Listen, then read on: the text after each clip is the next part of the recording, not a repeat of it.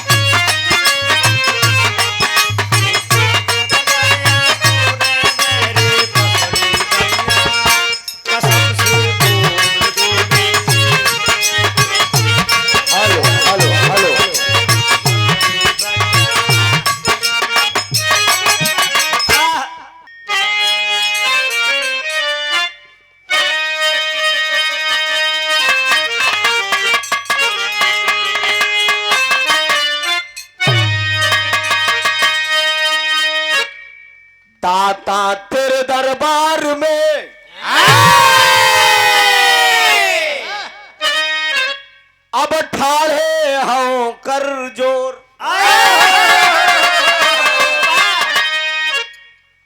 देने वाला एक है अब मांगत लाख करो।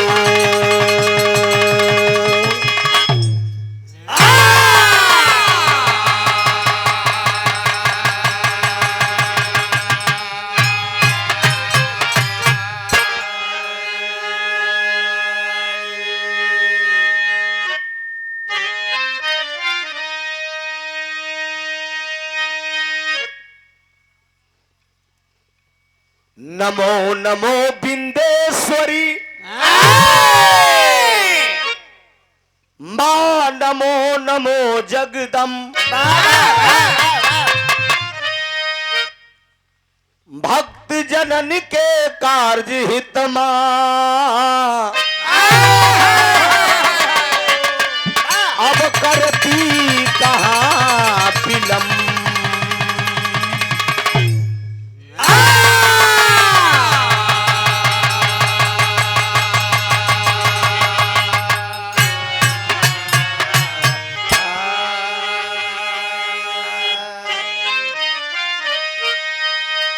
स्वामी से सेवक बड़ा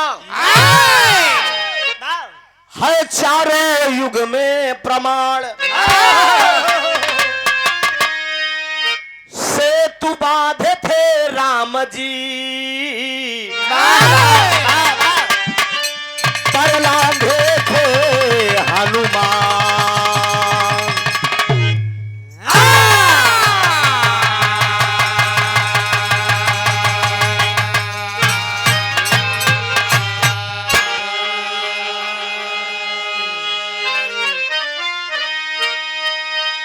हमें चिंता नहीं उसकी,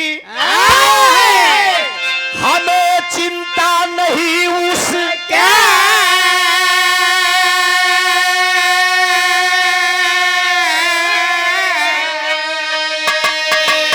अरे उसे चिंता हमारी।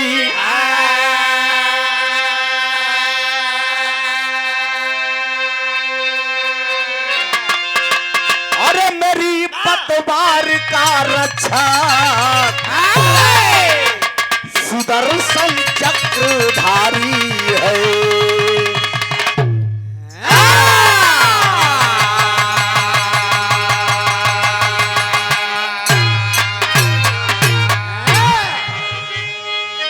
माता तुम हो कष्ट निवारण, माता तुम हो कष्ट निवारण,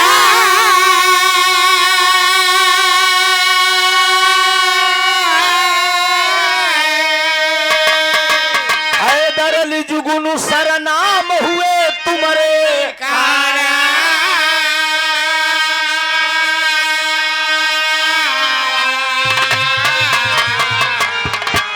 जग तारन तारन कैदा हमार।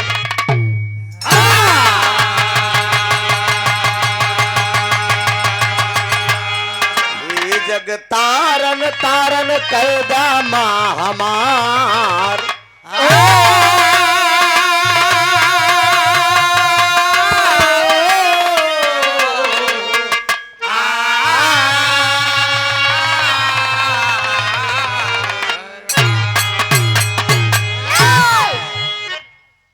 आज इस माँ वसुंधरा की गोद में बैठे विरह के हृदय सम्राट श्रोता बंधु और इस कार्यक्रम के मलिकार बाबा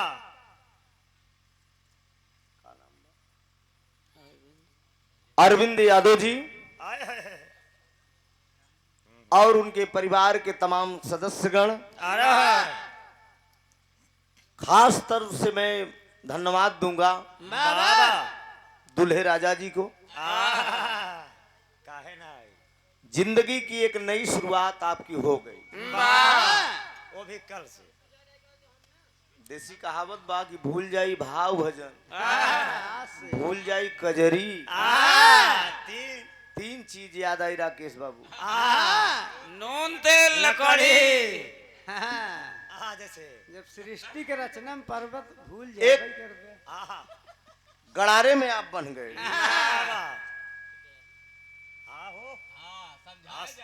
गाना बना बा कि दिन भर चाहे जा रही है हमार पिया शाम की। अब कहीं भी आप रहेंगे आपको टेंशन बना रहेगा कि परिवार में पहुंचना है। दुनिया में इंसान मर्द कभी मर्द से डरता नहीं है, लेकिन गुरुजी मर्द कभी मर्द से डरता नहीं है। अभी कहा कि इतना इतना मर्द बैठा, हम किसको डराते ही क्या? लेकिन एक बात बाबा, डर है तो केवल पड़ोसी से है। जिसके नाम से आधार कार्ड हो भैया, राशन कार्ड। सरकार सारा काम तो मेहरारू के नाम से, हल्का सी इसमें नकनकाहट है यार। बार बार कहूंगा तो आप कहेंगे कि आज नवाई है। इसको ठीक करिए। कहने की आदत नहीं है कि बार बार हम कहें, थोड़ा ठीक करिए इसको भैया। ऊपर का ये कुहू की तरफ से छोटा सा मुन्ना है या तो कैसे फाड़ दे बेटवा। रगड़ के बहने से रगड़े सिखावत है। बहुत बहुत शुभ आशीर्वाद, तरक्की करें, माँ बाप का नाम रोशन करें। हम इससे बढ़िया आप दैन का सकी थी। लेवल बराबर करिए इस बड़े वाले का थोड़ा से। आज बहू आई घर में, आदि शक्ति जगदम्बा सीता जैसी बस छुए आप न भैया। रात हम बिता ले छुआ ना, बड़ा नाराज दिखाता है तू हमसे। अब आज के बाद आर्डर न ले भैया हमारे प्रोग्राम में, अगर इतनी नाराजगी बता तो आर बाजा सुनो तुम खुदे न ले भाई। सी बात बताओ भाई, अगर इतनी नाराजगी है आपको तो चलो। आदि शक्ति जगदम्बा सीता माँ, जगत जननी जैसी बहू आज दरवाजे पे आई। बहू भोज, इसका मतलब क्या है? जनकपुर से अवधपुर में जब माता सीता आई थी तो महाराज चक्रवर्ती नरेश महाराज दशरथ जी इस बात को बोले थे। किससे? कौशल्या जी से। बहू को कह दो भोजन बनाए, पूरे परिवार के साथ भोजन बैठकर करेंगे। माता सीता ने एक आवाज दिया था, माँ भोजन हम बनाएंगे, भोजन भी करने वाला होना चाहिए। क्या बात है? ये प्रथा तब से लागू हुई बहु भोज का, ऐसा प्रमाण मिलता है। बहुत सुंदर गीत अभी आप लोगों ने सुना। बगल के साथी मंच से विरह की एक नायाब अपने फन की माहिर सावित्री बागी जी, आपको और आपकी पूरी टीम को मैं वंदन अभिनंदन कर रहा हूँ। टीम के साथ साथ सबको कर रहा हूँ। ढोलक वाले, हारमोनियम वाले, कोरस वाले और मेन मालिक साहब को, हाँ सबसे ज्यादा। और आदरणीय राम गुलाब कवि जी को मैं बहुत बहुत नमन कर रहा हूँ। अर्थात कार्यक्रम की शुरुआत हो रही है भक्ति भावना से। वंदना की लाइन प्रस्तुत है त्रिभुवन नाथ यादव एंड पार्टी तीर्थराज प्रयागराज से। क्या बात है।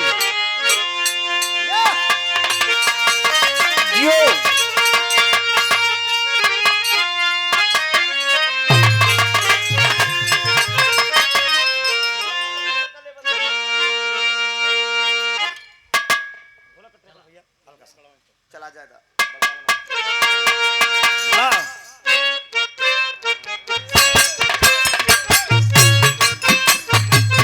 क्या बात है। जियो जियो।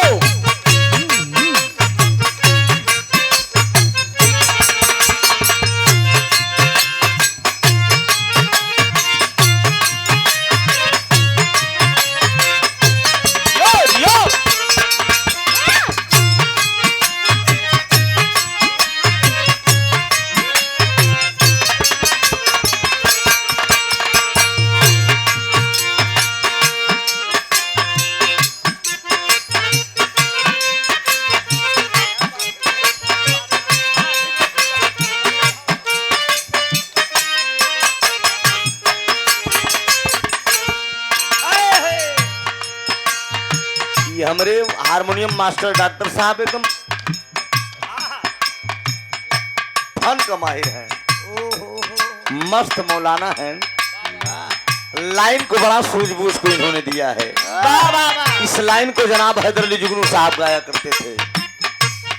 मैं टूटी हुई एक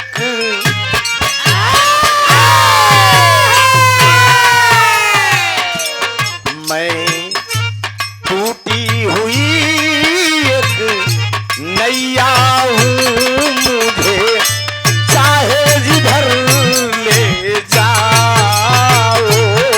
मैं टूटी हुई एक नैया हूँ, मुझे चाहे जिधर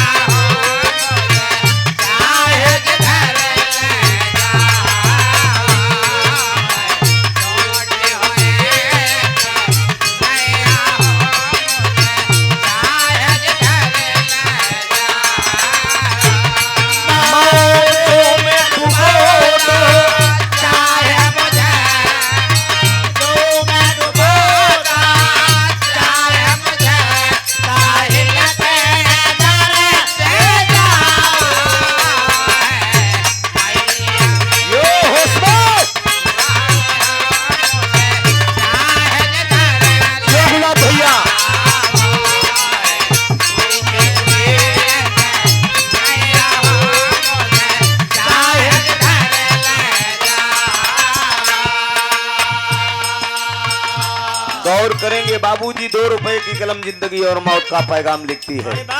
कीमत केवल 2 रुपए होती है। वही कलम जब साहब के हाथ में पहुंचती है, जिंदगी और मौत का फैसला करती है। वही कलम जब राइटर के हाथ में पहुंचती है, कभी गागर में सागर भरता है। लाइन बड़ी अड़ीग है, जरा गौर करेंगे आप सब। हे मैहर वाली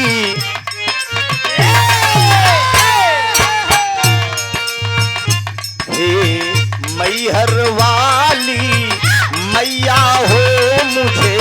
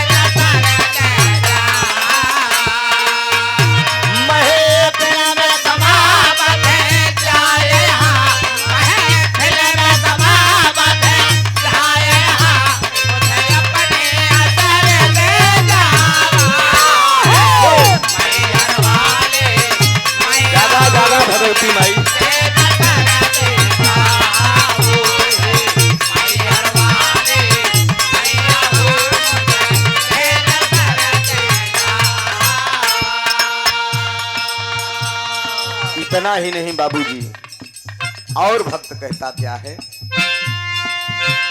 नादान भी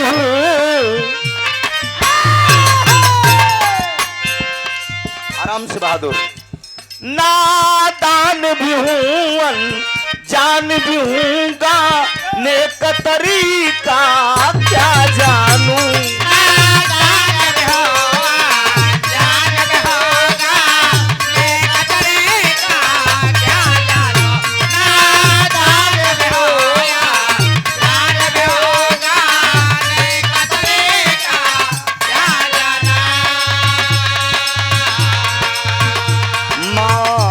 ममता की मूरत हो, माँ तुम ममता की मूरत हो, सब कुछ मैया तुमको जानू,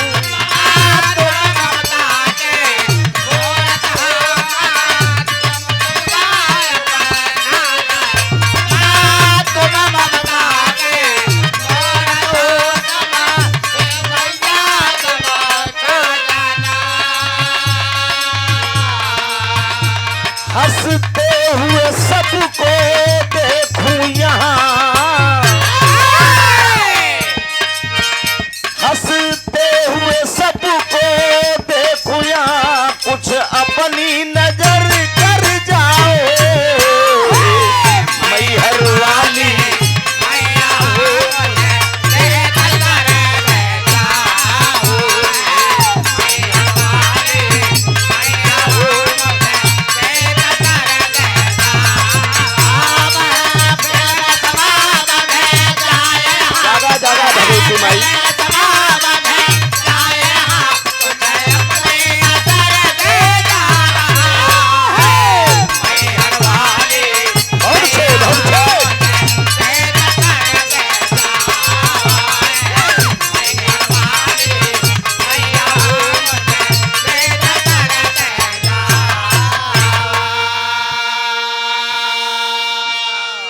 समाज के सम्मानित आप परम पूज्य राजमणि यादव जी ग्राम औसानपुर से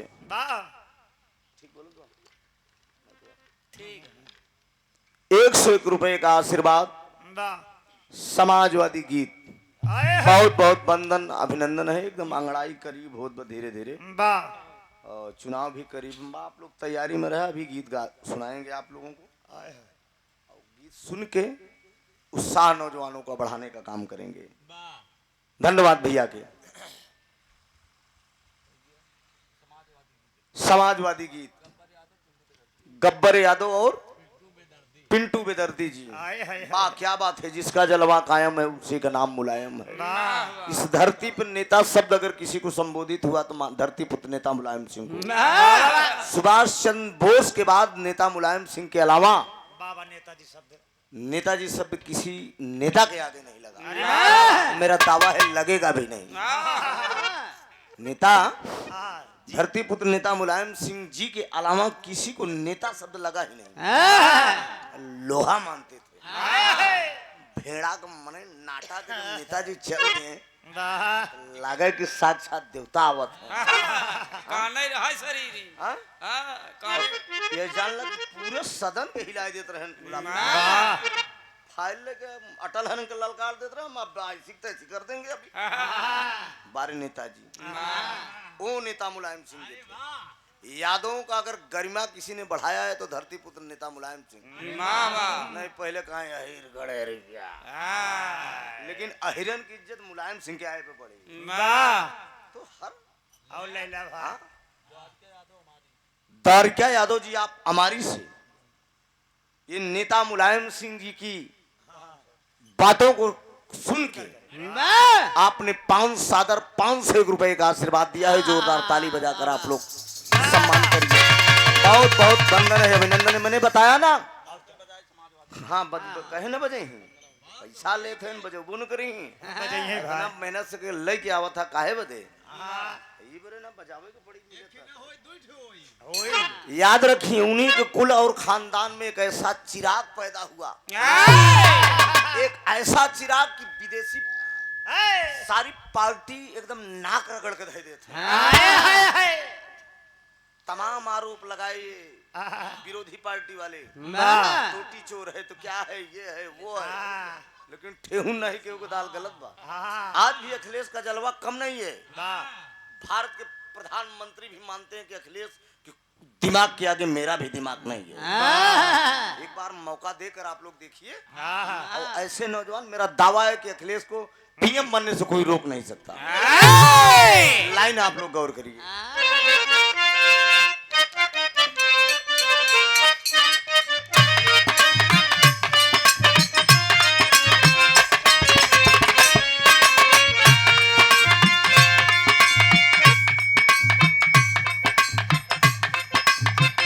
हेलो हेलो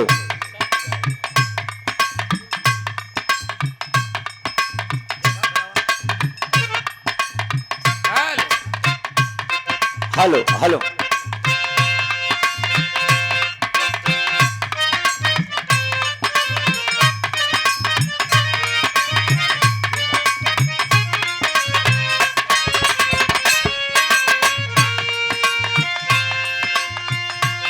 मायूस मुसाफिर भटक रहा मंजिल की अंधेरी राहों में।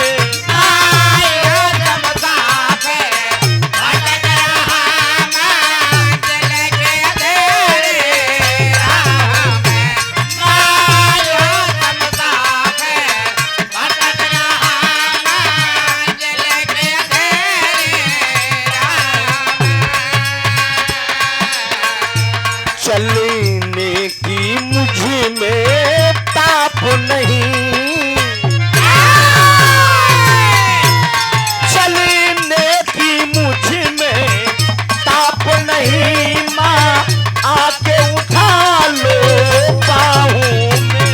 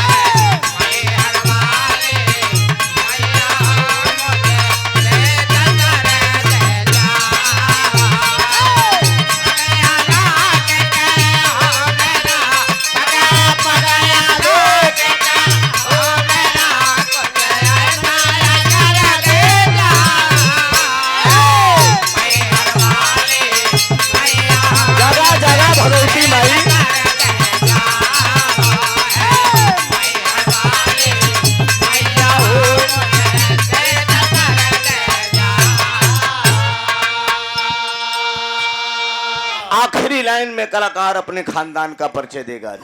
मैं किस वंश का हूँ, कहाँ दो शब्द सकल पंच के बीच में बोलने का अवसर मिला, समाज का सेवा करने का अवसर प्रदान हुआ। हम कौने फुलवारी का फूल है। वाला कम साला डिस्टर्ब कर रहा है। आखिरी लाइन है, भाव दिया गया है, कहना है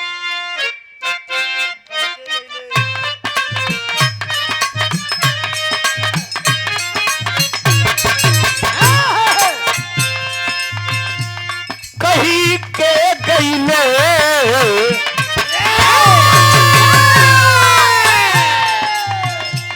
कही के गईले गुरु हैदर अली तुम ही ईश्वर की माया हो।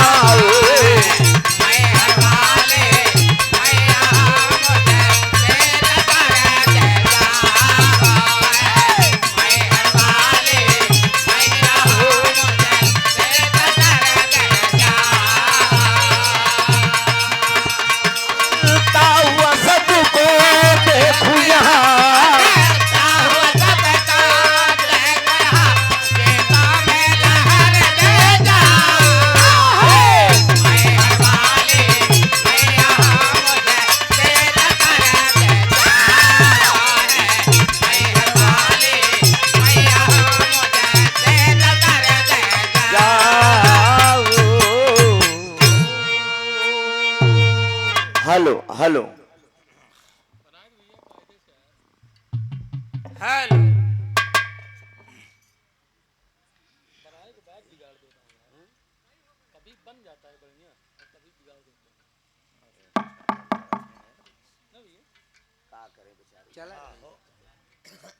आइए कोई बात माई के बनना हो तो 2 लाइन बजाए क्या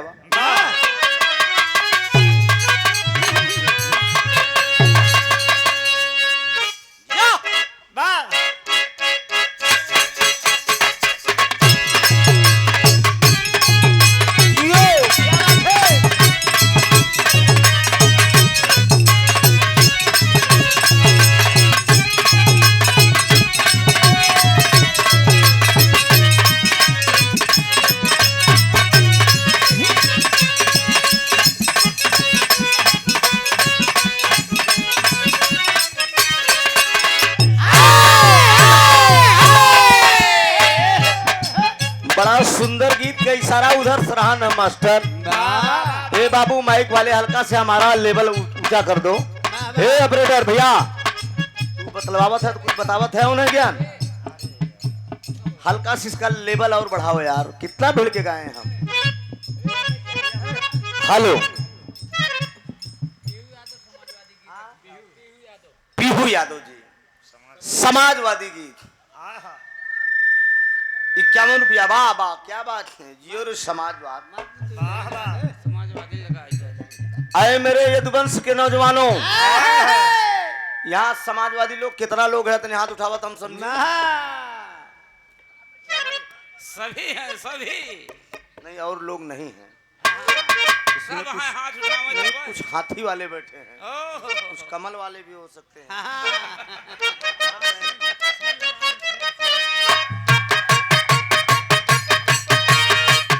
अच्छा तो दिल से 1 मिनट दिल से चाहा तो साइकिल के दिल से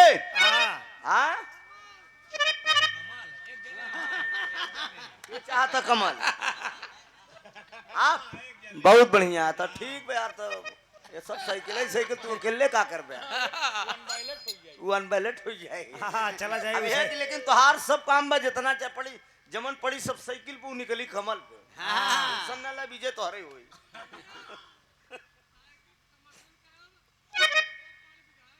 अच्छा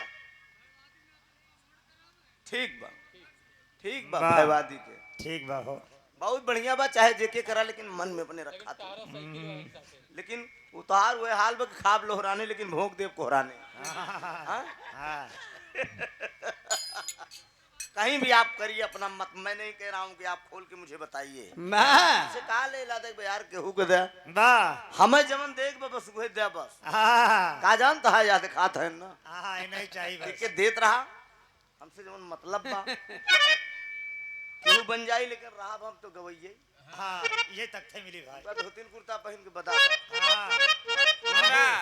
मोदी जीते चाहे योगी बदौगा करता ले ये घर आटे गुरु जी केशव जीते चाहे जो जीते लिखबे का नहीं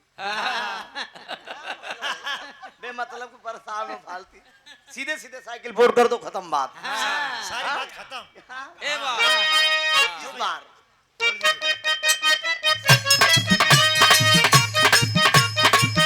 लाइन है लाइन मित्रों जरा गौर करेंगे अच्छा सिला दिया तूने मेरे प्यार का अरे अच्छा सिला दिया तूने मेरे प्यार का अरे प्यार में ही लूट लिया घर यार का अच्छा सिला दिया तूने मेरे प्यार का अरे प्यार में ही लूट लिया घर यार का अच्छा सिला दिया तूने मेरे प्यार का प्यार में ही लूट लिया घर यार का। देश में गरीबी भ्रष्टाचारी महंगाई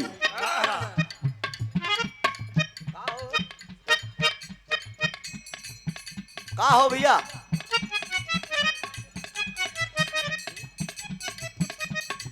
इशारा है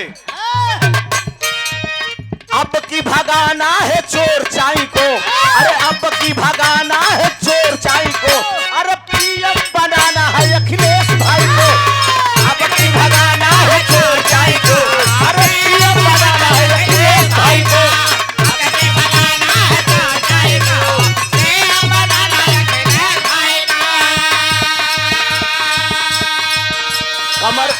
हुए राजनीति में अपना अपना मत विचार दे दीजिएगा, लाइन बदल दीजिए। आइए भक्ति पे।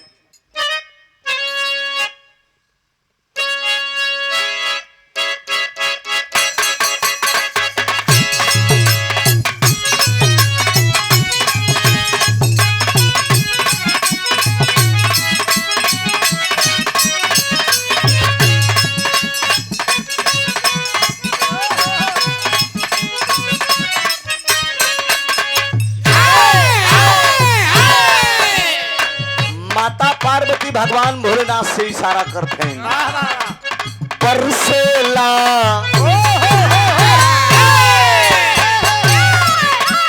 परसेला सवानावा,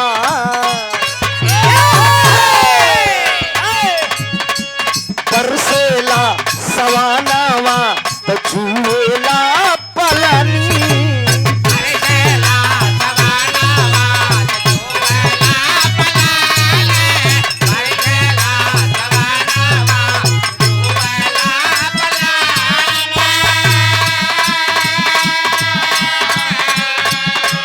परसेला सवानावा तो छुएला पलानी। रउआ के बुझात नइखे एहो भोले जानी।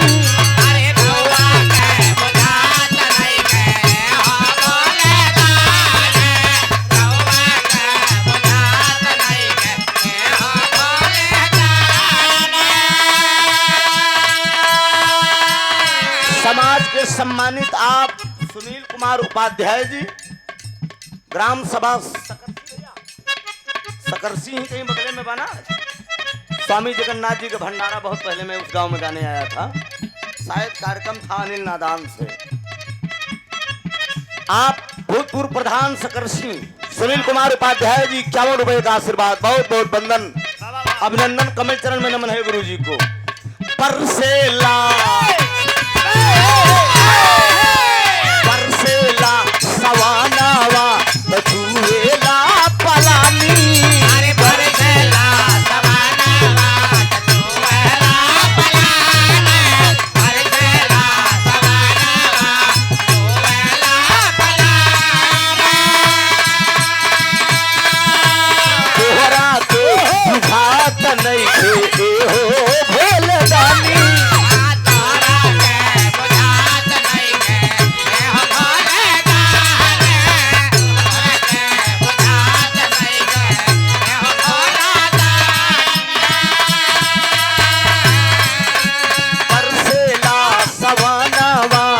छुएला पलानी, तोहरा के बुझात नइखे एहो भोले दानी। तोहरे संगवे पत्थरे पर झुरात बानी जी, तोहरे संगवे पत्थरे पर झुरात बानी जी। लइके गणेश के नैहर जात बानी जी।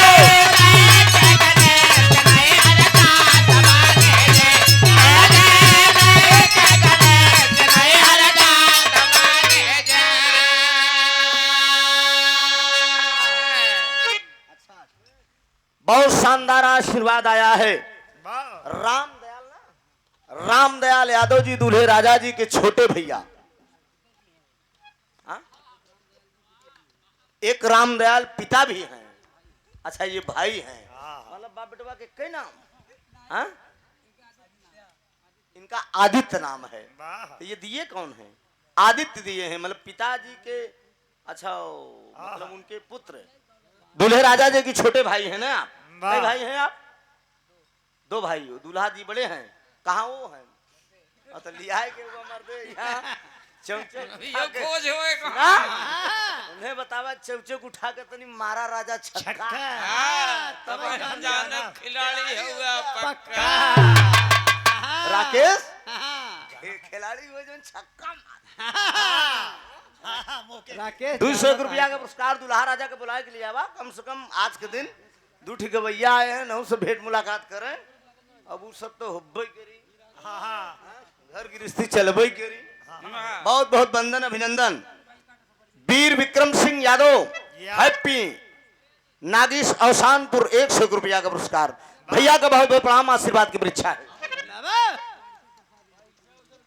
अच्छा, परम पूज्य आप द्वारिका प्रसाद यादव जी, कार्यक्रम के मलिकार साहब, दूल्हे राजा जी की पूजनी पिताजी ना। हाँ हाँ भैया वाह, नहीं कैश तो ना दे पाओ, बतिया ठीक बोलेंगे, कैश में भी दिक्कत बा। अच्छा क्या रिश्तेदार द्वारिका प्रसाद ना, द्वारिका प्रसाद यादव जी रिश्तेदार हैं। 500 रुपए का आशीर्वाद, बहुत बहुत वंदन अभिनंदन है बाबू को, सकल पंचकुल में जाओ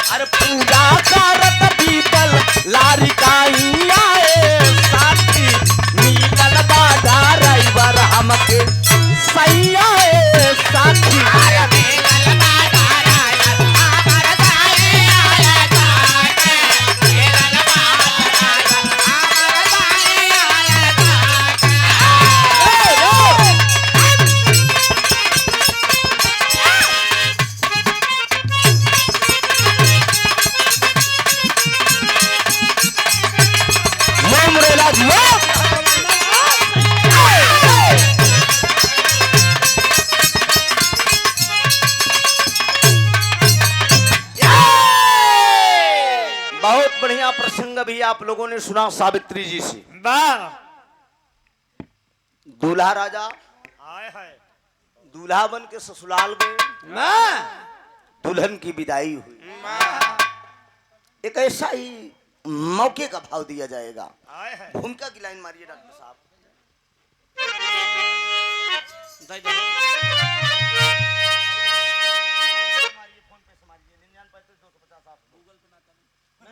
फोन पे मारिए ना 99 हाँ ट्रांसफर करिए, मैसेज आ जाएगा तुरंत, कोई दिक्कत नहीं। हाँ चलिए भैया, बार बार खत्म हो गई सब दे ही तो बताना दे नहीं दे इन बड़े हां 99 एक मिनट भैया हम अपने का मालिक फोन पे में करवा। हां ठीक है मारिए, चलिए उठा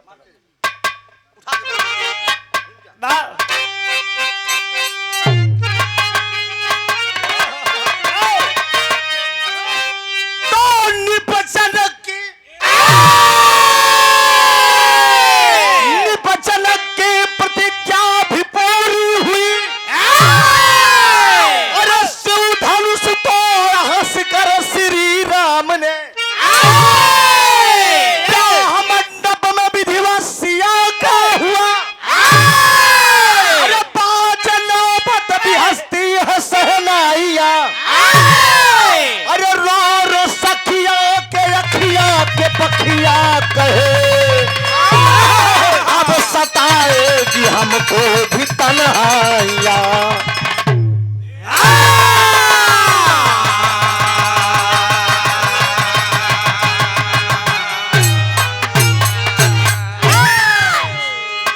निप जनक की प्रतिज्ञा भी पूरी हुई, श्री धनुष तोड़ा हंसकर श्री राम ने। ब्याह मंडप में विधिवत सिया का हुआ, बाजे नौबत भी हंसती है सहनाइयां। रो सखिया के अखियां के पखियां कहे, अब सताएगी हमको भी तन्हाइयां। लाइन है डॉक्टर तसल्ली। अरे टिक्कू यादव, किट्टू यादव, किट्टू यादव, देख के किट्टू नेम के केबिल है कैमरा के। अरे यार अहिर हमार भी याद रही इतना एडवांस हो गया है।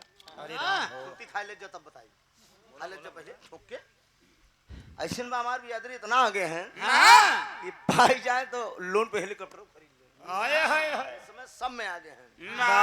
ये यार सरकार बनावत जा भाई। हाँ नहीं जारी बहुत ज्यादा हिराज जिंजा और जात के मिलावा तनी पंडित के मिलावा, ठाकुर के मिलावा, पटेल के मिलावा, मौर्य के मिलावा, लोहार कुहार धरिकार के मिलावा, सब के मिलावा तनी। अच्छा एक बात, रुआबी जात तो होबे करत, पनगर तो होबे करत। योगिन बाबा का सरकार बका दबत है जातन घंटा दबत है, एक को दबता ही नहीं यहाँ दबाव न चाहिए। अरे तो मोदी योगी यही रंग सुविधा देते, वो जात की और जात आन हो तो हिर भगवान होते, उन्होंने लोग तो समझाता है भगवान नहीं है हमसे। लाइन है, पसीना नहीं, चलिए क्या बात है।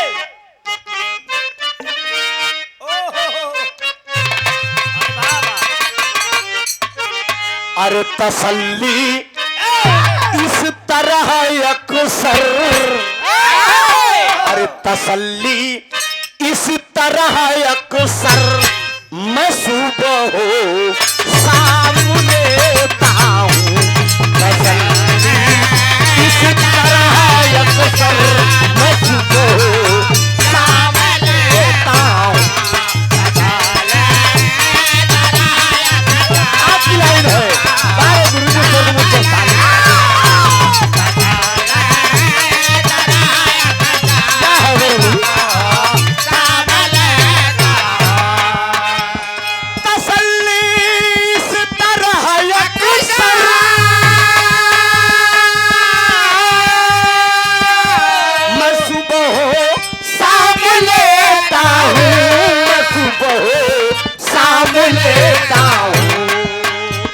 मदीना याद आता है, मदीना याद आता है तो दिल को थाम लेता हूँ। मदीना याद आता है तो दिल को थाम लेता हूँ। मदीना बहादुरी खबरें करे जाओ।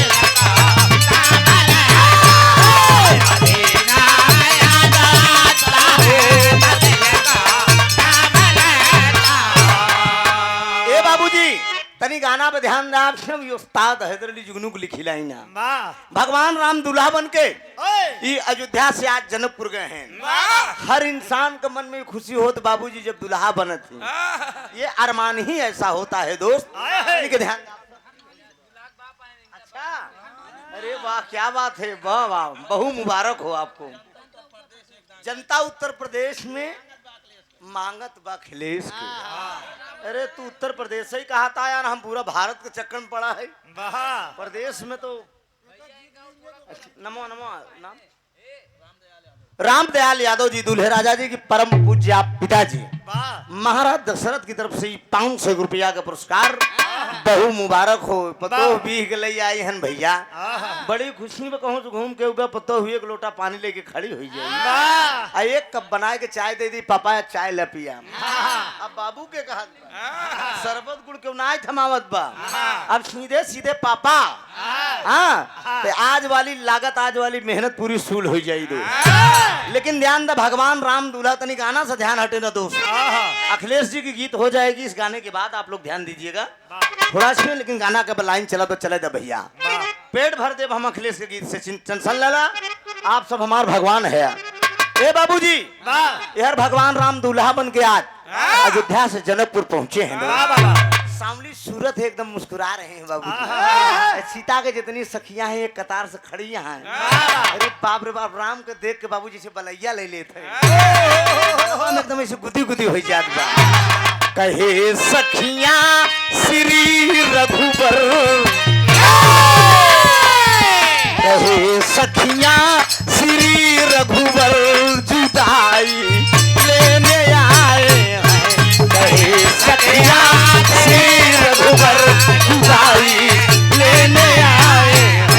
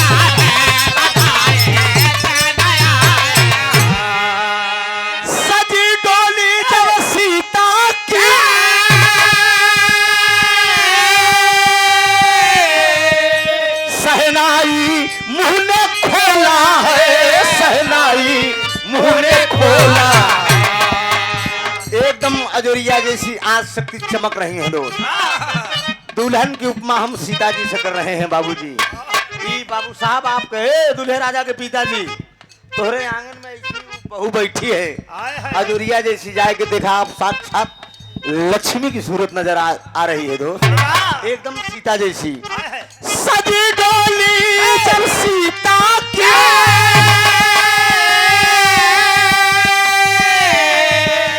सहनाई मुंह ने खोला है, सहनाई मुंह ने खोला है। जनक जी अति मगन होकर, जनक जी अति मगन होकर विदाई देने आए हैं। जनक जी अति मगन होकर विदाई देने आए हैं।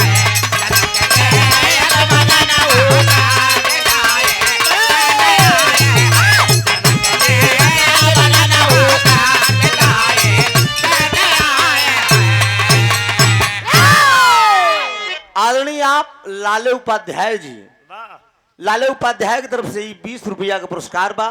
बहुत बहुत वंदन अभिनंदन है दोस्त। ध्यान दा बाबूजी, महाराज जनक जी भीगी पलकों से महाराज दशरथ की विदाई कर रहे हैं। अब बाबूजी अगवानी की दूल्हा बन के भगवान राम जनकपुर पहुंचा है। सीता के तमाम सखियां एक कतार से खड़ी हैं। अब बाबूजी तमाम मंगल चार होत बा, गीत गौनई होत बा। यहर भगवान राम दूल्हा बन के जनकपुर पहुंचे हैं। तमाम सखियां देखकर मगन है कि वाह क्या सीता की जोड़ी है, क्या जोड़ी है। यही बात होत होत बाबूजी विवाह संपन्न हुआ, बाराती भोजन किए, उस बाद विदाई होने लगी। और जब विदाई होने लगी महाराज जनक जी भीगी पलकों से, महाराज दशरथ लड़की के बाप कितना बड़ा आदमी हो दोस्त, लेकिन बेटवा के बाप से झुक ही रहा था। महाराज जनक जी भीगी पलकों से महाराज दशरथ की विदाई कर दिए। कहा समधी साहब हम कुछ देने लायक नहीं हैं। अब बाबूजी स्वीकार किया, इस बात को स्वीकार किया महाराज दशरथ ने कि हम समधी साहब आप चिंता मत करा। ये अमरजीत यादव जी दूल्हे के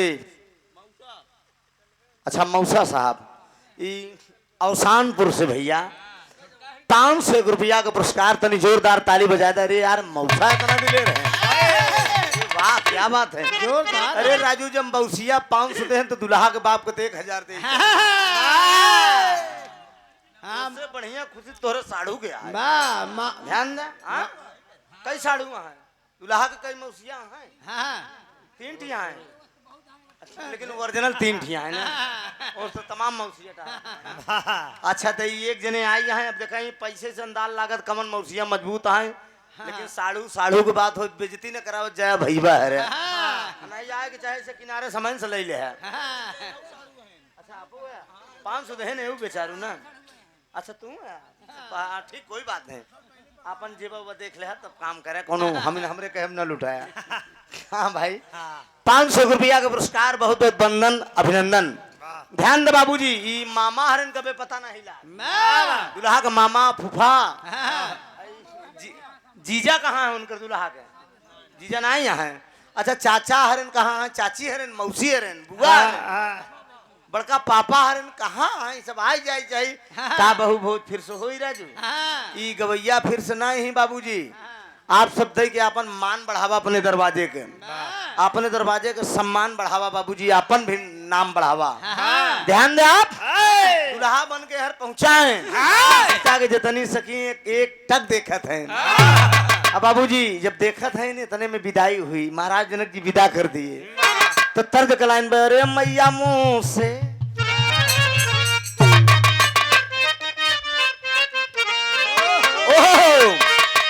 यही तरह चलो कि अरे मैया मोह से, अरे मैया मोह से चला नहीं जाऊं दूर तेर मंदिरवा, मैया मोह से चला नहीं जाऊं दूर तेर मंदिरवा।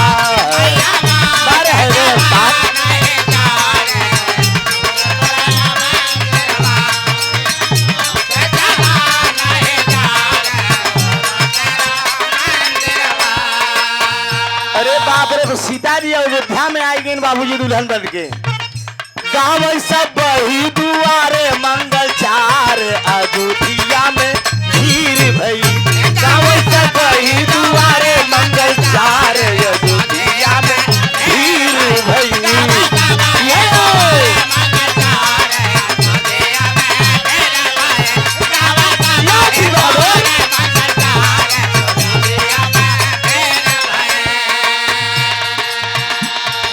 मात सुमित्रा कंगना दिह कहते कनक भवन रामा मात सुमित्रा कंगना दिह कह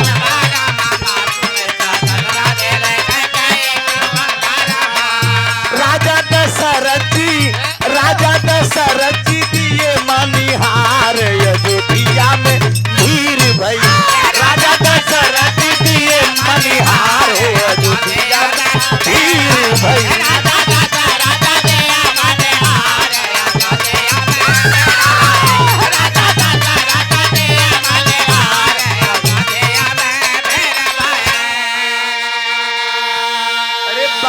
सब लोग जुट के बाबूजी दुल्हन को मुंह दिखाई करे थे और अजोरिया जैसे चमकर सीता जी एकदम बैठी हैं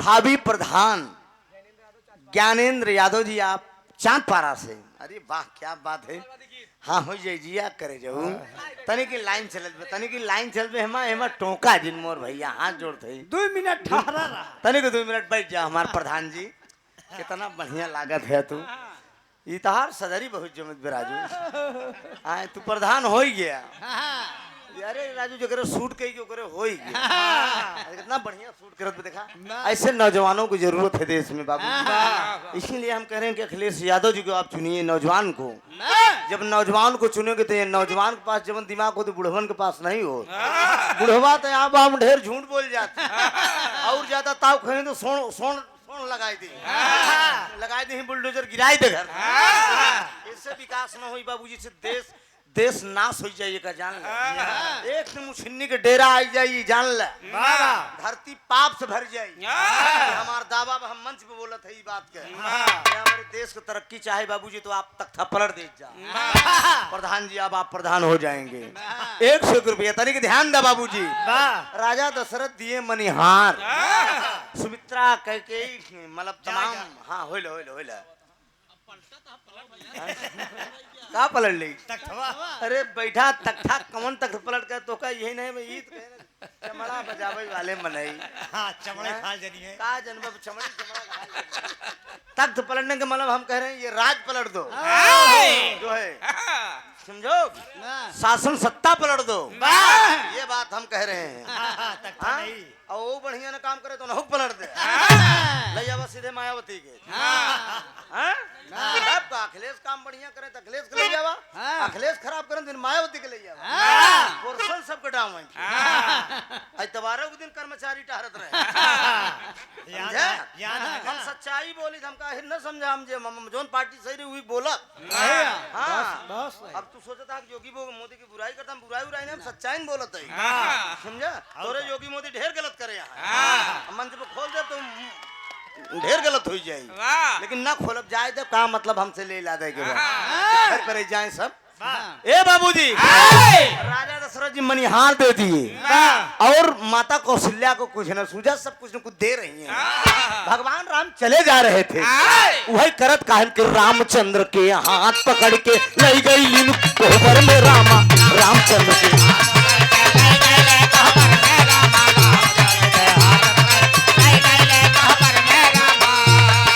रामचंद्र के हाथ पकड़ के ले गई इन कोहबर में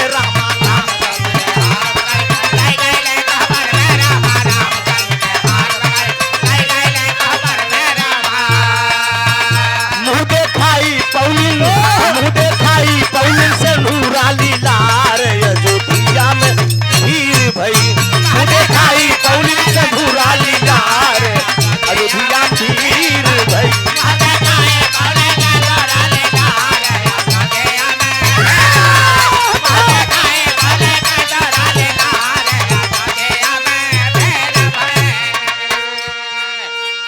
माई को सुनला उठाए के भगवान राम के थमाई देहन कहन ला बेटिया जिंदगी भरे के थाती तो का हम दे देते आई थाती संहार के रखो तू माई कौशल्या से वादा कैलिहन कहन मां हम वादा करते कि तोहार जिंदगी भर के धरोहर हम बहुत बाखूबी से के रखब हम कोनो प्रकार के अपने स्वामी के कमी ना हो तो मुंह दिखाई भय के बाद शाम का समय आएगी भगवान राम ये देखा पर्दा अंदर बात है गुरुजी आपक ऊपर बीती हो हमारे ऊपर बीती हो हर पति के ऊपर ये बात होती है राकेश और तोहरे ऊपर बीती हो जान ले इसने में कोनो दूर आना बाजे बीती बना तोहरे ऊपर ध्यान हर पति और पत्नी के अंदर बात बा हर पत्नी के ये भाव होत कि हमारे स्वामी कितनी जल्दी आवे मिले कुछ बातचीत हो जिंदगी की शुरुआत हो ऐसी रात हो तो बाबूजी मीठी मीठी बात करे में पूरी रात चली जाती पूरी रात चली जाती गुरु जब हम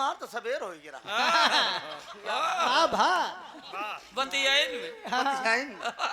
भगवान जाने जिंदगी की पूरी बात होइला कैसे भाई गृहस्थी गाड़ी चलावे ये आप जान ले सारी बात तो होने लगी बाबूजी वैसे भगवान राम व्याकुल हैं इतनी जल्दी हम पहुंची हम जानकी से मिली जानकी मैया बाबूजी घूंघट काढ़ के बैठी हैं और वही भगवान राम कहें जानकी मुख खोलो जानकी घूंघट उठाओ कहे ना स्वामी ऐसे न खोली ऐसे ना खुली तर्ज का लाइन है क्या कहा था पंचतत्व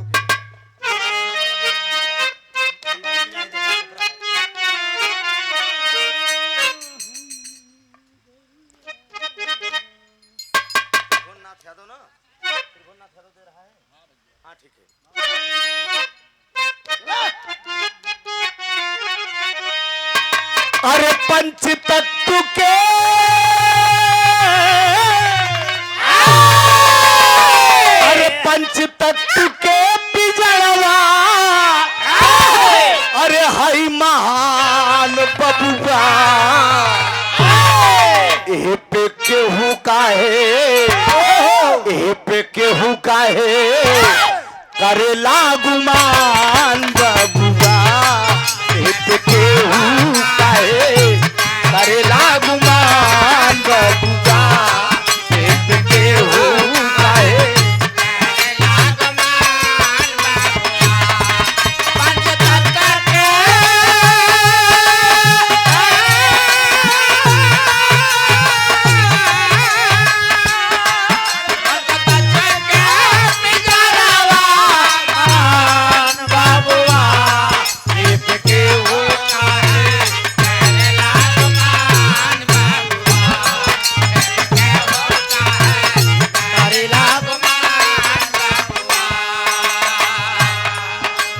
बाबूजी माता सीता क्या कहा थी भगवान राम से हम तो हो रे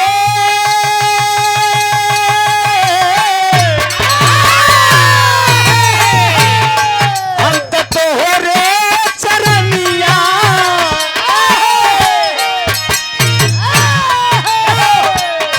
हम तो हो रे चरनिया के सजना मुँह देखैया में लियावा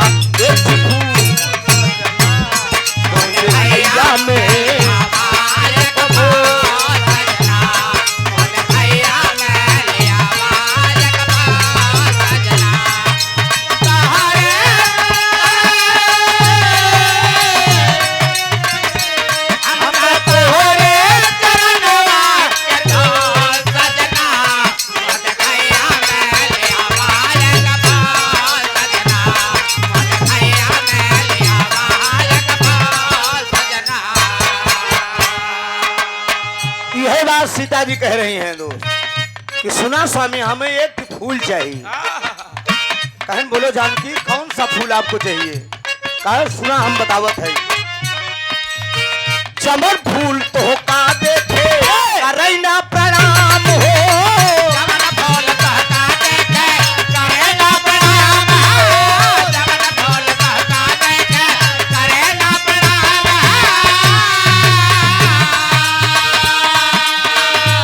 फूल बगिया से ली या सुख धाम है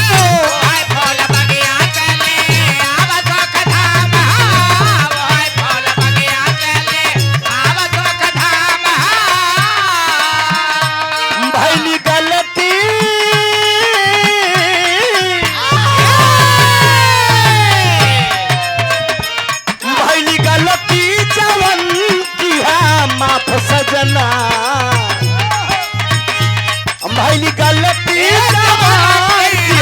माफ सजना मुँह देखैया में लियावा एक फूल सजना मुँह देखैया में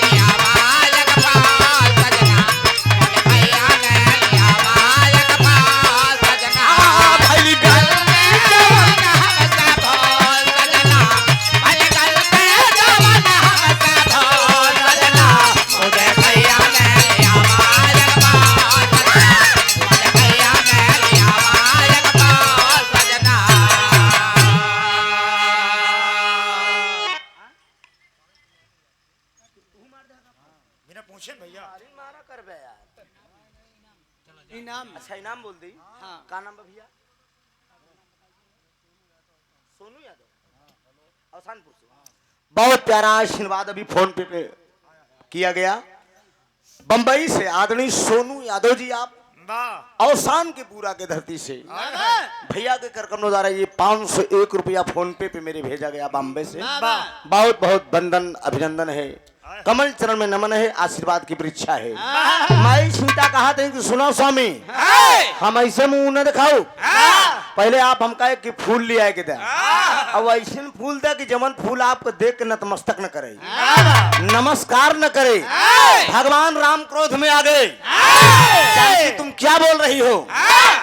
अखिलेश गाना हो जाए, लेकिन एक बात का ध्यान दे आप सब। हाँ हाँ पैसा इस मौके समय गीत हो रहे हैं, इसको सुनो मौके की पहले। गीत आप सुनिए, लेकिन समय की नजाकत को भी देखिए। इसमें आचार संहिता लगा हुआ है। बहुत ज्यादा पार्टी के स्तर गीत गवाएंगे तो दिक्कत भी हो सकती है। कौनो भेद देहन तो होगी गीत, थोड़ा रुकिए। तो निकल ले गया। शॉर्टकट में शॉर्टकट योगी मोदी की सरकार जानत है ना? हाँ हाँ तब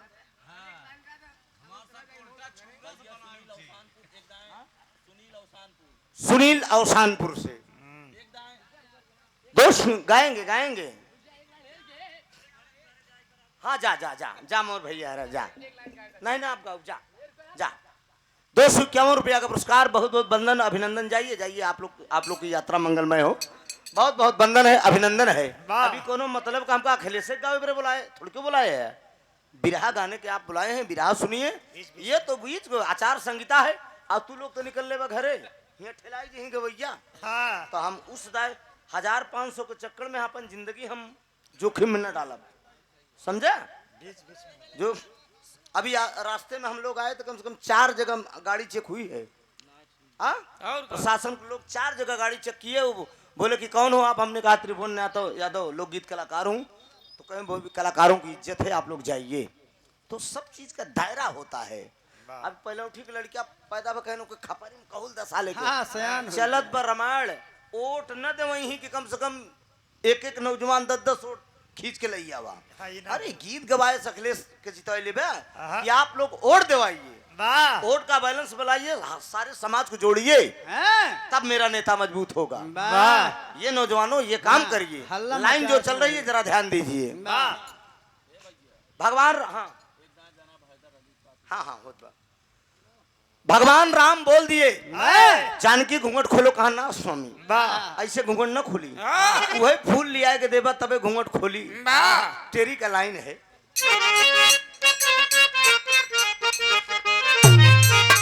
अरे मेरे राम अरे सिया जी मुँह दिखाई मंग,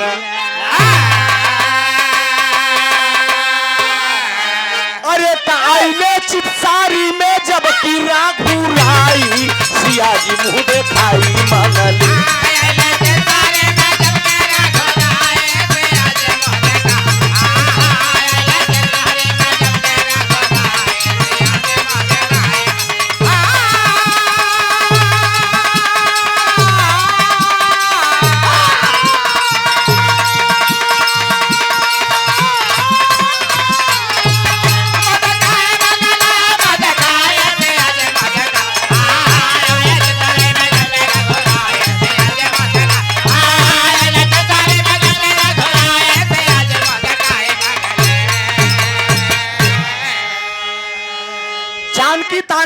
भैया कहा ऐसा फूल ला कर आप दीजिए चमन तोहका देख के नतमस्तक न होए। भगवान राम को के कहा सुहाग रात मनावे के राते रात निकल दे। राते रात निकल दे। लक्ष्मण दूर से देखते हैं कि अरे बाप रे बाप भौजी कोनो लगार बात कही दीन का भैया सुहाग रातों नहीं मनाए निकल के चल दे। धनुष बाण उठाए और रथ पर विराजमान हुए भगवान राम बाबूजी पुष्प खोजने के लिए जा रहे हैं। कौने फूल के इतनी हिम्मत बा कि जो हमका देख के नतमस्तक न हो। चल दिए बगिया में बाबूजी। बगीचे में चले जा रहे हैं। जितना डाली के फूल हैं सब देख के झुक जाते हैं कि बारे पुरुषोत्तम मर्यादा राम प्रभु ये मेरा अहो भाग्य है कि आपने मुझे दर्शन दिया।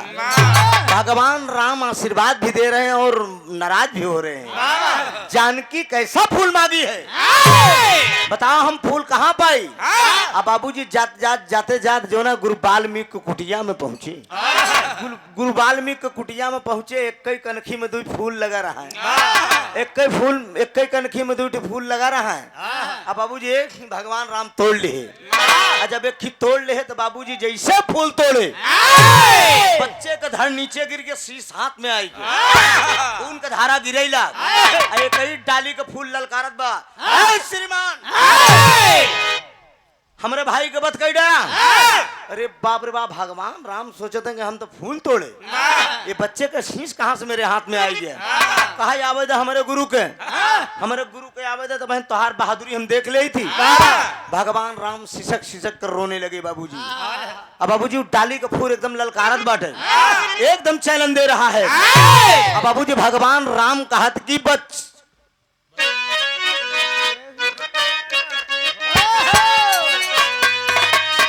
छोटा सा नजराना पिया लौट के अब लाना पिया याद रखोगे या भूल जाओगे। अब डाली का फूल ललकारत बा। डाली का फूल भगवान राम का ललकारत बा हमारे गुरु जी के आवेदा। हमारे गुरु जी के आवेदा तोहार बहादुरी हम देख ले। इतने में भगवान राम और डाली का फूल कह रहे हैं मुन्ना अरे बेटावा बच्चे हो अभी कल के।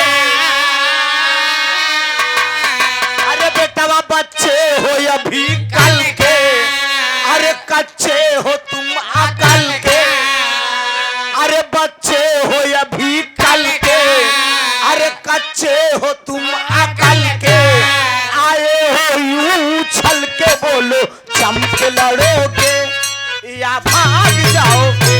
बोलो चमक लड़ोगे या भाग जाओगे। बोलो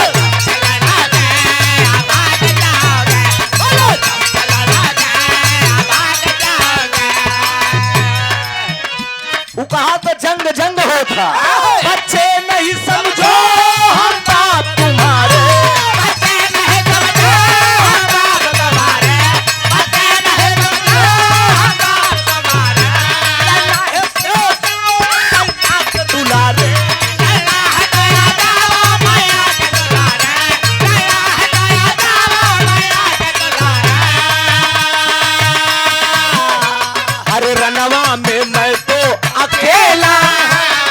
रनवा में मैं तो अकेला मैया के गोदी में खेला।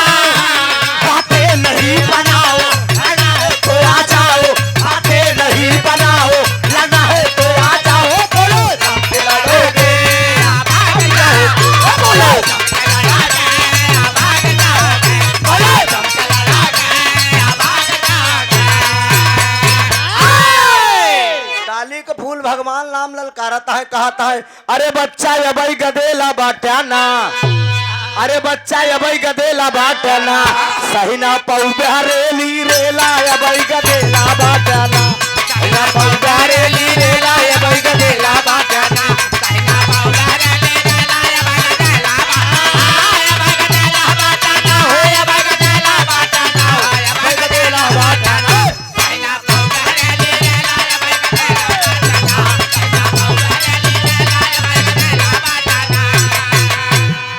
भगवान जंग जंग हो था बाबूजी। भगवान राम जंग में उडाली का फूल का ललकार देता वो लड़किया बना एकदम तैनात है बाबूजी। कहा था अरे अब लवंडा बाटी ना श्रीमान जी अरे अबे लवंडा बाटीना देखते डंडा हो बा ठंडा अबे लवंडा बाटीना देखते डंडा हो बा ठंडा अबे लवंडा बाटीना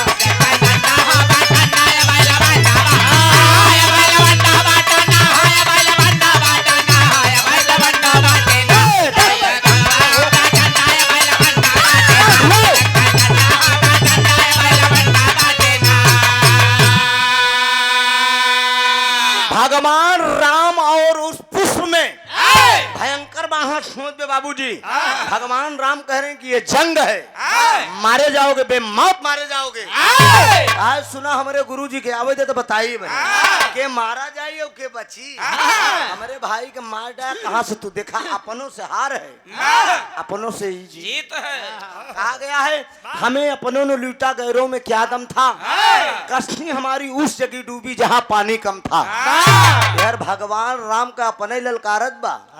अब बाबूजी राम के एकदम जब ललकारा भगवान राम रत बैठ कर रोए लगे। जब भगवान राम रोने लगे बाबूजी तो इतने में भगवान राम जैसे रोवत हैं, इतने में बाबूजी गुरु वाल्मीकि का आगमन हो गया।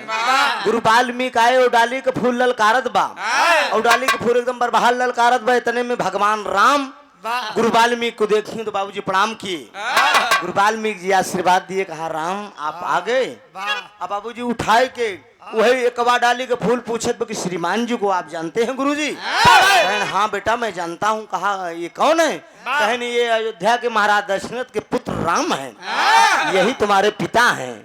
अरे कहन हमारे भाई के मार डा। कहन तो ना ना ना तोहरे भैया का मारे ना है, तोहरे भैया को तोहरे माता जी याद करे हैं, वही लेने के लिए आए हैं बेटा। बड़ों से ऐसी बात नहीं बोली जाती। यही बाबूजी शिक्षा दे दी है। उठाए के शीश गुरु वाल्मीकि पुरुषोत्तम मर्यादा राम को थमा दिए। और जब थमावे लगे बाबूजी तो सचमुच के फूल बन के हाथ में आएगी। अब बाबूजी पुष्प बनाए के थमाए दे और लई आए के भगवान राम जानकी जी के देहन, सीता मैया के लिए आए के देहन। कहन हलाला अपन मुंह दिखाई ले ले। कहन हाँ स्वामी यही मुंह दिखाई है। कहनी फूल रहन की साला हमारे जिंदगी को फूल रहा। आज तक हमका क्यों ललकारिस नहीं, लेकिन डाली के फूल हमका ललकार दे। अरे बाप रे बाप, समय आया बाबूजी, समय बीतता गया। अयोध्या के अंदर यार भगवान राम का 14 वर्ष का वनवास भर। वनवास से लौट के आए के बाद रावण का वध किए। एक दिन माता जानकी से 2 प्रमाण मिले थे बाबूजी। महाराज दशरथ के खिबिटिया रही राम के बहन जेकर नाम शांता राम, दशरथ के पेट में पैदा भई रही। कहीं कहीं ये प्रमाण मिलत कि वो पूछत रही कि भौजी रावण को तो देखे रहो? कहा बस हल्का से देखे रहे बस, ननद रानी और ज्यादा नहीं। कहीं चित्र बनाई सको तू? कहा कि तनिक बनाई सकी थी। ये देखिए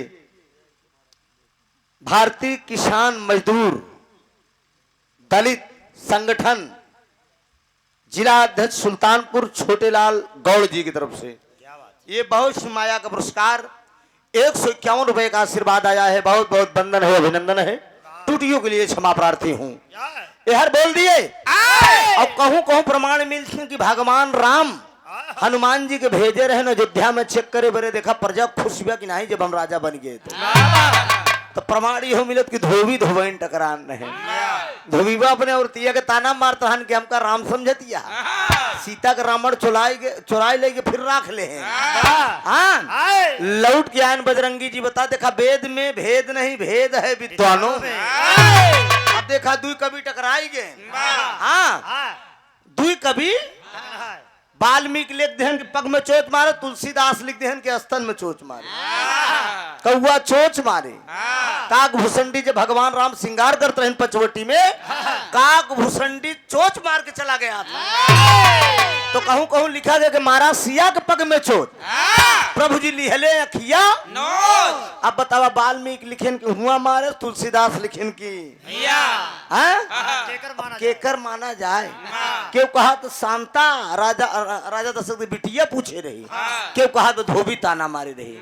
भगवान राम अपने मन में विचार किए किसके मतलब प्रजा मुझसे खुश नहीं है।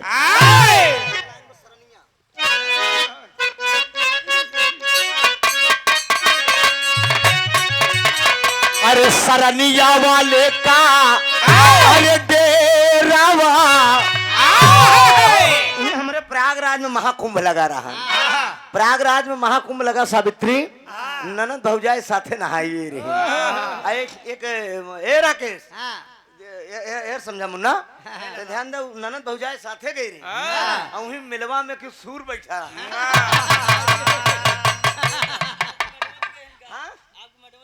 हाँ बिल्कुल गई रही। हम दोनों परानी गए, मैडमे अकेले नहीं यार, वो हम गए रहे, हम दोनों परानी रहे। ननदिया भौजैया पहुंची न शुरुआत से बैठा रहा और बजावत रहा। तो ई जान ल दिल कभी किसी से लगाया नहीं जाता, दिल अपने आप लागत राके तुम लगा के देखा यार। दिल है भले बांध ले कोई दरिया के पानी, मगर ये जवानी बांधी न जाए। धीरे धीरे से पूछा, भले बांध ले कोई दरिया का पानी, मगर ये जवानी बांधी न जाए। मेरा दिल दीवाना ये सनम तेरे ऊपर, ये खुदा भी झुका है इस जवानी के आगे। भौजैया का मना डोलिए लौट के आया नदिया से कहा कि सरनिया वाले का अरे डेरावा, अरे सरनिया वाले का अरे डेरावा बताई दा है छोटा जी नाना जी। सरनिया वाले का डेरावा बताई दा लहुरा जी नाना जी।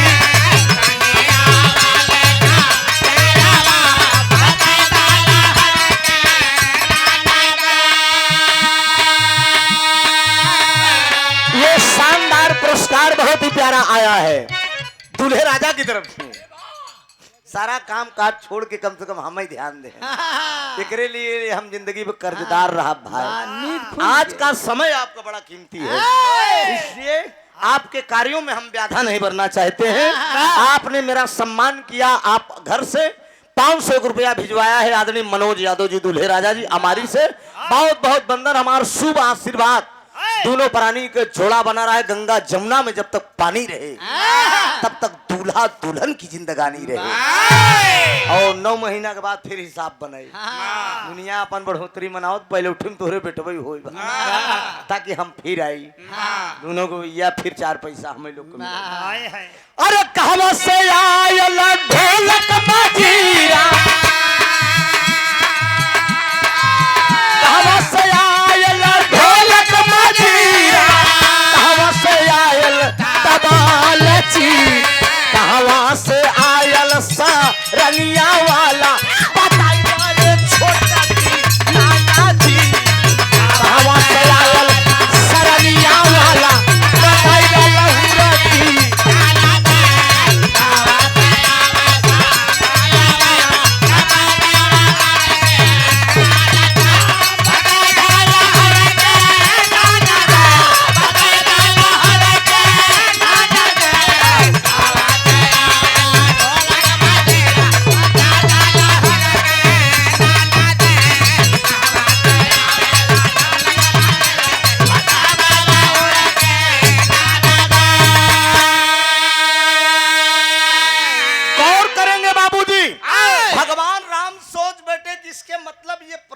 खुश नहीं है, बड़ा कठोर निर्णय पुरुषोत्तम मर्यादा राम ले लिए।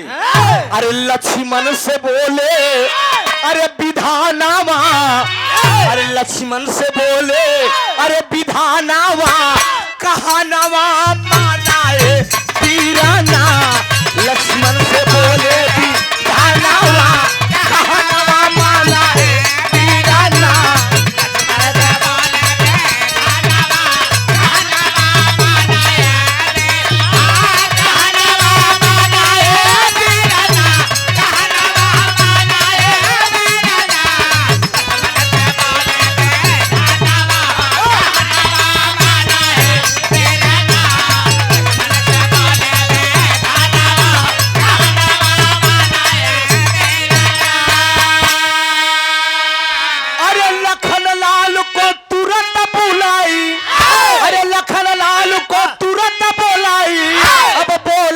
रघुराई अरे बियाबान में छोड़ के आओ, अरे बियाबान में छोड़ के आओ जानकी के जाई हो।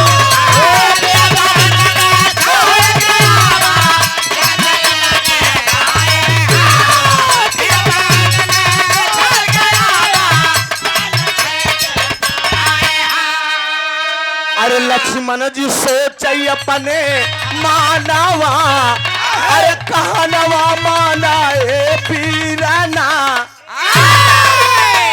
आज इस महफिल के बाद साथ दूल्हे राजा जी के तीनों मौसी की तरफ से अच्छा 100 रुपया तीन है इनकी मौसी दोनों मौसी की तरफ से ये 100 रुपए का आशीर्वाद आया है। बात बुआ हरन नेक पाए हुए उन्होंने लोग कह दे कृपा करें थोड़ा सा नेकवई में सरकाए दें कोनो तो दिक्कत ना बा। बहुत बहुत बंधन अभिनंदन है। बोल दिए पुरुषोत्तम मर्यादा राम सीता को तुम्हें वन के अंदर छोड़ना है और छोड़ के दूसरा वनवास है सीता जी का। लेकिन बारे आदि शक्ति जगदम्बा जिस समय पुरुषोत्तम मर्यादा राम सीता को वन छोड़ने के लिए लक्ष्मण से कह रहे हैं गौर करेंगे मेरे मुकद्दर के मालिक विराह के सुनने वाले श्रोता बंधु सीता जी के पेट में बच्चा है। प्रसव पीड़ा से भी माता सीता परेशान है। एक और निर्णय पुरुषोत्तम मर्यादा राम बड़ा कठिन ले लिए। बाबा अरे पिया बिपिन में छोड़ के आओ पिया बिपिन में छोड़ के आओ बोल रहे रघुराई हो। अरे दहिना हाथ अब काट के लाना अरे दहिना हाथ अब काट के लाना तब आना घर भाई हो।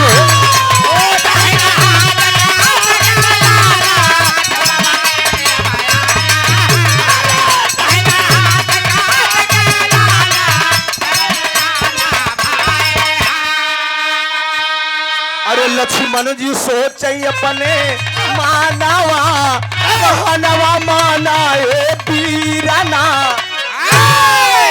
लक्ष्मण अपने पुरुषोत्तम मर्यादा राम बोल दिए सीता को जंगल में छोड़ना है और छोड़ने के बाद ये जो दाहिना हाथ है इसको काट के लेकर तब आना है। लक्ष्मण जी कहा था सब तो ठीक बा जौने भाभी का हम मतारी के समान समझे।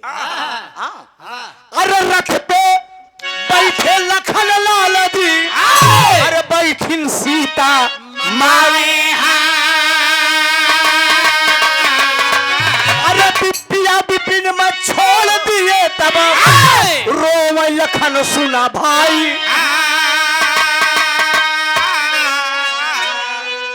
कौने करन तू रोया विधानवा कहनवा माना ए वीराना।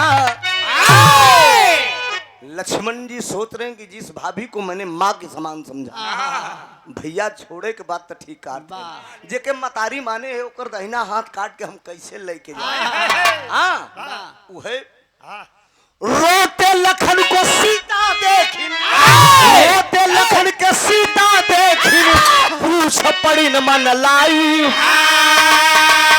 अरे आंख से आंसू कैसे गिरत बा अरे आंख से आंसू कैसे गिरत बा बात बतावा हमें जाई हो। कैसे गिरत बा बात बतावा हमें जाई हो।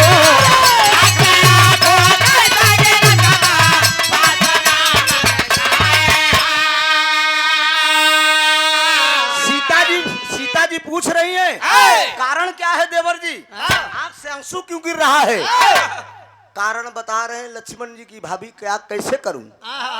भगवान अरे प्रभु जी हाथ मांगे हैं रुदन सिया विश्वकर्मा जी अरे रुदन सिया सुना विश्वकर्मा जी अब तुरंत प्रकट हो जाए। अरे माया कारी अब करी से अपने कारीगरी से सुन ला भी है न बनाई।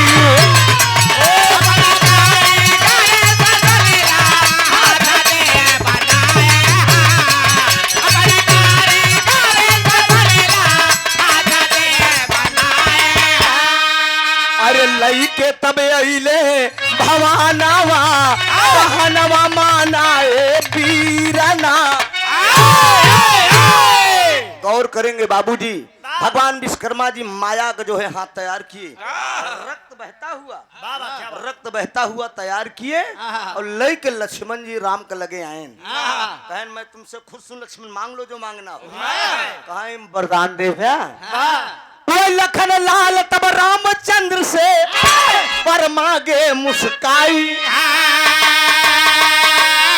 अरे अगले युग में हम बड़ा हो गई, अब सुन ले प्यार रघु। अरे बड़का कमान छोटका कहानावा, बयनवा सुन लाए पीरना। यह वरदान मांगत है, हर युग में आप बड़े हैं लेकिन आवे वाले द्वापर में हम बड़ा हो। यार सिंह तू ऐसा ऐसा काम हमसे कराए देते हैं, बहुत गलत काम हो जाता, अगले युग में हम बड़ा रहा। भगवान राम बोले यौमस, तो वही बाबूजी कृष्ण लक्ष्मण जाके बलदाऊ हुए, वही पुरुषोत्तम मर्यादा राम जाकर कृष्ण हुए। बलदाऊ बड़ा बहन और रामचंद्र जी कृष्ण का अवतार बलदाऊ से छोट हुए। ऐसा वरदान मांगे और उसके बाद जब वरदान मांग लिए तो कहा ठीक है।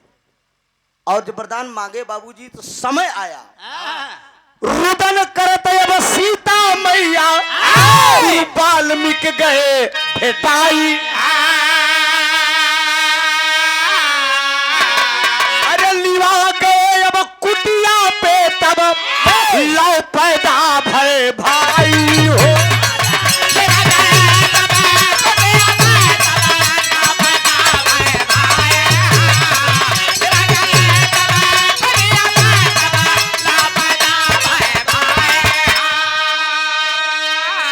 माता सीता बात कर रही है, जंगल के अंदर रो रहे हैं। गुरु वाल्मीकि भेटा गए, अपनी कुटिया पर लिवा गए। समय आने पर बाबूजी एक बच्चा पैदा हुआ जो उन्हें लड़का का नाम लौ रखा गया। छोटा सा था लौ। सीता जी स्नान करने जा रही थी, गुरु वाल्मीकि से कहन गुरु जी के देखत रहे आना है तो कोनो जानवर खाई दे। ध्यान में मगन थे लेकिन वो पीछे पीछे लौ भी चला गया। ध्यान खत्म, गुरु वाल्मीकि को सोचने करे कोनो जानवर खाई दे इसका। वही मंत्रोच्चारण कई को कुसा से छिरिक के मारे ने एक लड़किया तैयार। सीता का का दिखाऊ हम और कुटिया के अंदर टहरत बा, लौ तो साथ में गया है। लौट के स्नान कई किया, लौ और सीता जब लौट के आए तो ये लड़किया कुटिया में टहरत बा। गुरु वाल्मीकि से सीता जी सवाल कर बैठी, गुरु जी ये बच्चा कैसा है, कौन है? तो वही बता रही है।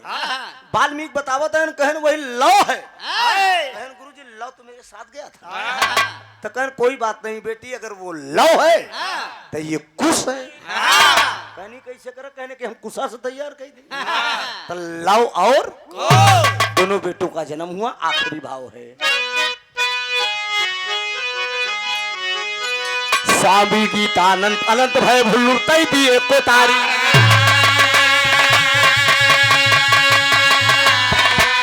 रामधार हैदर अली जुगनू गुरु अनिल की बाबली।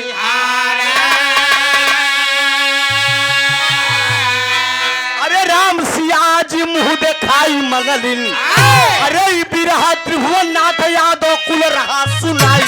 सियाजी मुँह दिखाई मगलिन।